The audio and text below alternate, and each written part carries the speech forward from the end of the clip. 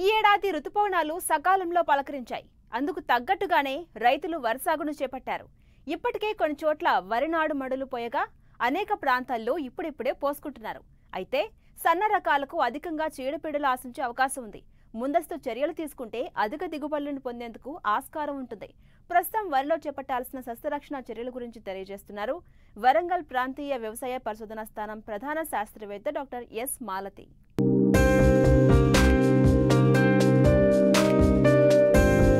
తెలంగాణలో చెరువుల కింద బావుల కింద వర్షాధారం చేసుకుని ఖరీఫ్లో అధికంగా వరి సాగు చేస్తుంటారు రైతులు.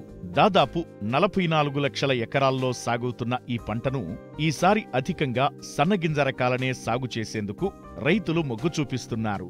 కొన్ని ప్రాంతాల్లో దీర్ఘకాలిక రకాలను పోసుకున్న రైతులు ప్రధాన పొలాన్ని సిద్ధం చేస్తున్నారు.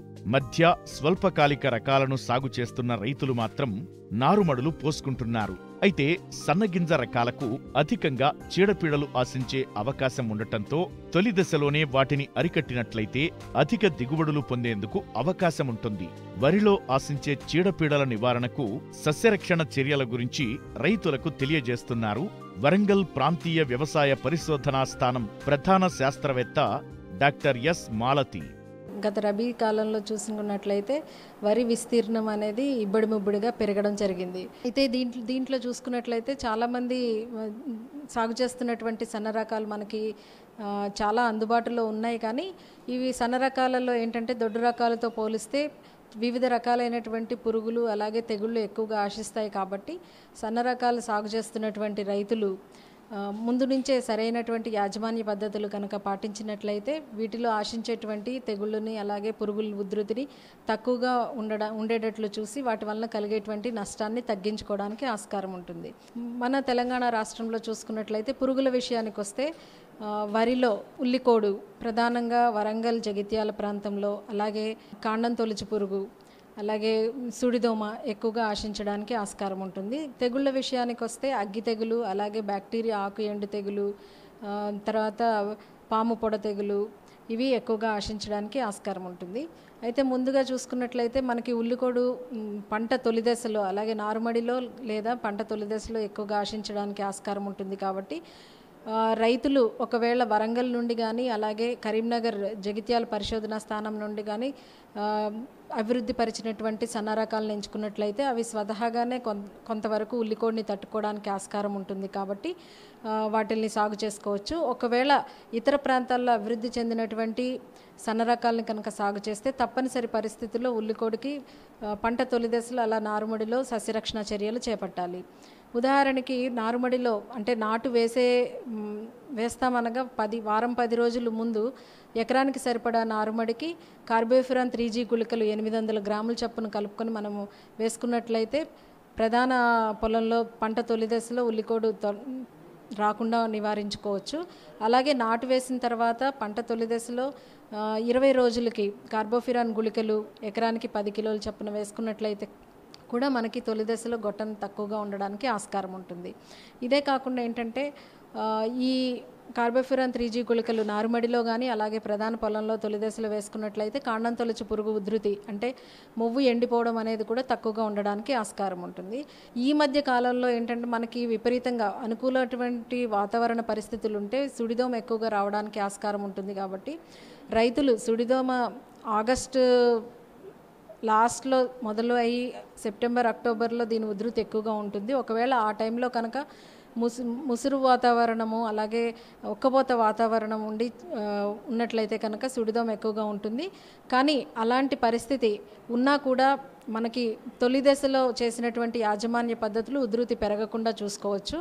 ముఖ్యంగా ఏంటంటే పంట తొలి దశ నుండే నీటిని ఆరుతడి పంట అంటే అడపాదడప ఆరబెట్టడం, పొలాన్ని అడపాదడప ఆరబెట్టడము, నాటు వేసే సమయంలో ప్రతి 2 మీటర్లకి 20 సెంటీమీటర్ల గాలిబాటలు తీసినట్లయితే, అలాగే వేసేటువంటి నత్రజని ఎరువును దఫాలుగా వేయడము, సిఫారసు చేసిన మేరకే ప్రతి దఫాలోనూ వేయడము, దాన్ని మించి వేయకుండా ఉండడము, ఇలాగా సరైనటువంటి పోషక యాజమాన్యము. ఇదే కాకుండా ఏంటంటే పంట తొలి దశలో ఇందాక చెప్పినట్టు ప్రధాన పొలంలో పైపాటుగా మందు పిచికారీ బదులు గుళికల రూపంతో సస్యరక్షణ చేపడితే కూడా మనకి తర్వాతి దశలో మనకి సుడిదోమ తక్కువగా ఉండడానికి ఆస్కారం ఉంటుంది.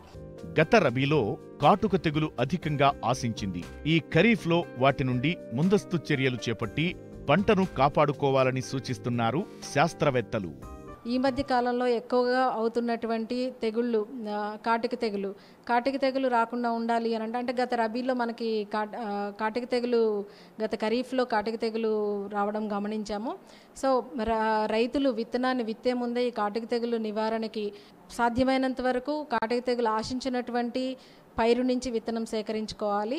లేదా ఒకవేళ బయట నుంచి కానీ అలాగే ఇతరత్ర సోర్స్ నుంచి కానీ విత్తనం సమకూర్చుకుంటే కనుక కంపల్సరీ విత్తన శుద్ధి అనేది చేపట్టుకోవాలి. పొడి విత్తన శుద్ధి అయితే కిలో విత్తనానికి 1 గ్రామ్ చొప్పున కార్బండిజంతో కలుపుకొని తర్వాత విత్తుకోవాలి. అలాగే మండి కట్టే పద్ధతి అయితే 3 గ్రాములు చొప్పున మనము నీళ్ళల్లో కలిపి 1 లీటర్ నీటికి 3 గ్రాముల చొప్పున కలుపుకొని నానబెట్టి దాంట్లో వడ్లని నానబెట్టుకుని తర్వాత మండి కట్టుకొని మనం విత్తనం విత్తుకున్నట్లయితే ఈ విత్తనం ద్వారా సంక్రమించేటువంటి తెగుల్ని నివారించుకోవచ్చు. ఇదే కాకుండా అగ్గి తెగులు అలాగే పాము పొడ తెగులు ఇవి తక్కువగా ఉండడానికి సాధ్యమైనంత వరకు నత్రజని ఎరువుని సిఫారసు మేరకే దఫదఫాలుగా వేసుకోవడము, అధిక మోతాదులో ఎట్టి పరిస్థితుల్లోనూ వాడకుండా ఉండడము. ఈ తెగుళ్ళు ఆశించడం మొదట గట్లమ్మట ఉన్నటువంటి కలుపు మొక్కల మీద వస్తాయి కాబట్టి గట్లని సాధ్యమైనంత వరకు శుభ్రంగా ఉంచుకోవడం, ఎప్పటికప్పుడు తెగుళ్ళని గమనిస్తూ